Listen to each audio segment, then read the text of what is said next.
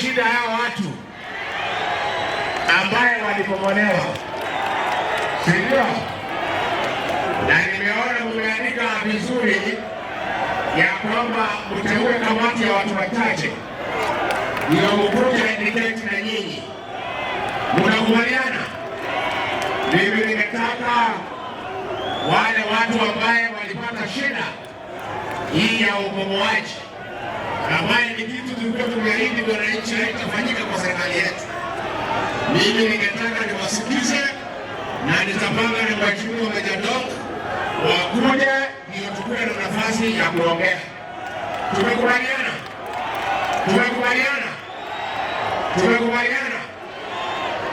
Ya pili, serikali yetu imetangaza ya kwamba tutarudisha ile mpango wa kazi mtaani. Kazi mtaani ndio vijana wetu wapate nafasi ya kufanya kazi. Tumekubaliana? Tumekubaliana?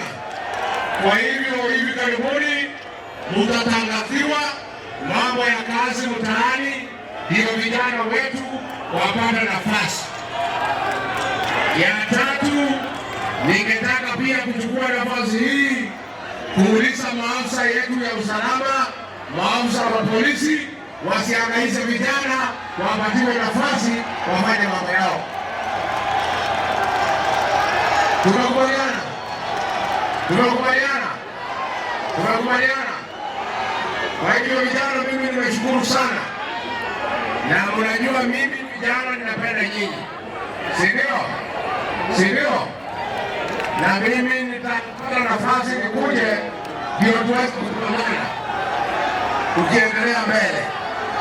Kwa hivyo pia nataka kumshukuru mjumbe wa area hii Mheshimiwa Meja Dock kwa ile kazi ambaye anaendelea kufanya katika area hii. Pia huyu Mheshimiwa Kakuya, huyu Bazuu wa Embakasi North ndio tegemeo letu ya kuchunga maslahi ya watu ya Nairobi tukiendelea mbele. Kwa hivyo tungetaka muendelee kukaa na yeye. Tumekubaliana? Tumekubaliana vijana? Kwa hivyo mimi nimeshukuru sana na nitakuja kutembea. Mwenyezi Mungu awabariki. Hapa niko na Mheshimiwa Meja Dock, pigia makofi. Hapa niko na mjumbe wa Maragwa, Meja wa Maua, pigieni makofi.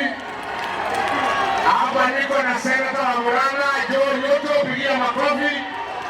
Tuko na mjumbe wa Waislamu Mwafrika, pigia makofi. Hapa tuko na MCA Mwafaya, pigia makofi. Na hiyo yote ni timu moja. Asanteni sana vijana wetu, Mungu awabariki. Thank you.